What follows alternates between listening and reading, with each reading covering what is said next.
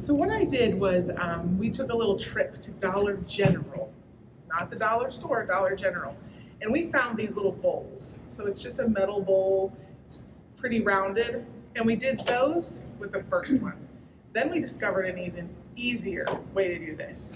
Who doesn't have Easter eggs at their house? So we just use the bottom of Easter eggs, and you can create two different sizes. So this one was done with the bottom of the larger Easter egg, or if you want an itty bitty one, you can use the smaller one.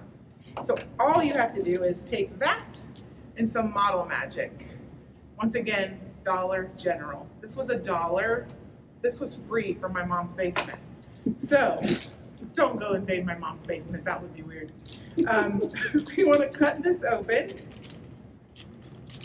What I did first for the smaller ones, if you decide to try to do the larger one, you're going to want to use the whole pack on this to cover it well. But for the smaller ones, you can use half. So I just cut it in half. And then I used my kids' Play-Doh roller. You just roll it out, flip it over a couple times, roll it. It doesn't have to be perfection. You just want to roll it. You want to make sure you don't get it too thin, because if you get it too thin, you won't be able to draw your lines in easily. So I got it, I don't know, it's about that big. And then you just take it, and I sat it in the middle, right? And this stretches, so you can easily stretch and pull it around and then just tuck it. So once you start doing that all the way around, you just kind of pull it, stretch it around.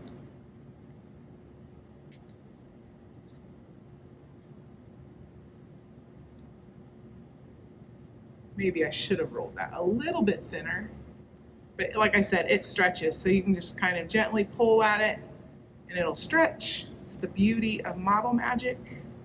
It's not clay though, it is Model Magic, so it's kind of like a little foam texture. Really lightweight.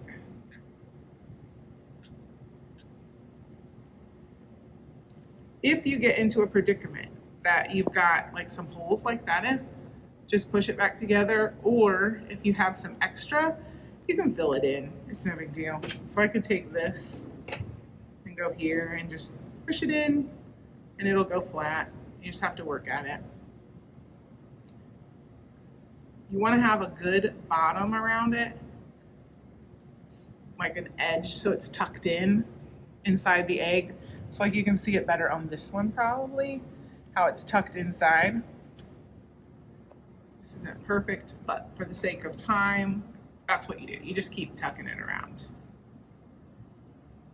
Once you have it there, looks like that. I set it down on the surface and kind of give it a little bit of a bottom.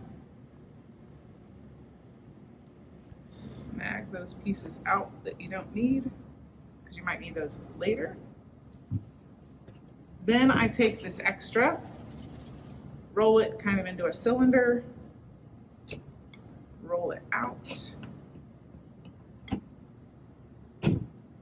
Doesn't have to be perfect. It should look something like that. This is going to be your little doorway. So I make a straight edge with my knife like that. And I go ahead and just kind of put my indentation in. And this is not a perfected science with drawing these little squares on. I just am gently pushing the knife in to give it an indent. And I'm making sure that I offset. So this row is offset from that row. So it looks a little more realistic for an egg-sized igloo. Then you take this, your big one, hold it in your hand. And what you're gonna do is do the same thing. You're just gonna work around your edge. This knife doesn't work as well as I used a butter knife at home, but you can see where you'll put the indent in so you can see it. You just come around and join it,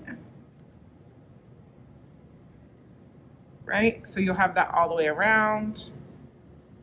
You can see it a little bit easier on like this one, simply because I used a butter knife instead of this. If all you have is a plastic knife, I guess I could have used the back side, and it probably, yeah, that makes a little bit better indentation. But you're just gonna work around. I usually get at least, I think most of mine have it, like 3 little circular wraparounds. So there's the second one. Then I'll do the top one. You gotta kind of have to look down on it and just go around. It's, like I said, not a science. No one needs to measure these, that's for sure, because it's not gonna be even. Then once you have it like this, you wanna start at the top to put your indents in, because you're holding it down here, and I noticed over time I was rubbing away the indentation marks. So you just start up top and go around, probably like a 1/2 inch, and all I'm doing is making sure that I hit in that line. Can you see that? Mm-hmm. So,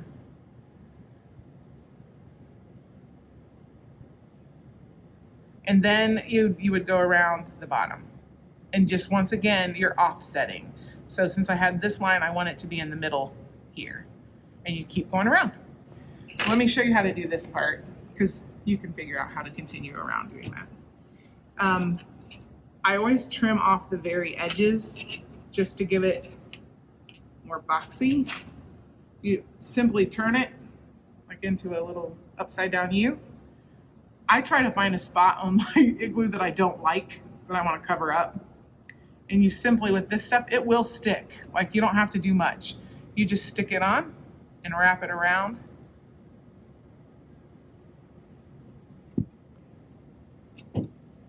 You can just, that's all I do is press it on. One idea I have that I'm gonna try today is, once this dries, you wanna leave it sit out overnight to dry. But you could take a little bit of hot glue and reinforce the inside of that so you make sure it wouldn't get ripped off. And you could also put a roll of hot glue here if you wanted, just to protect that. But that's it. Woo! Igloo, 3 sizes: tiny, medium, or big. Cheap. Thank you. Thanks.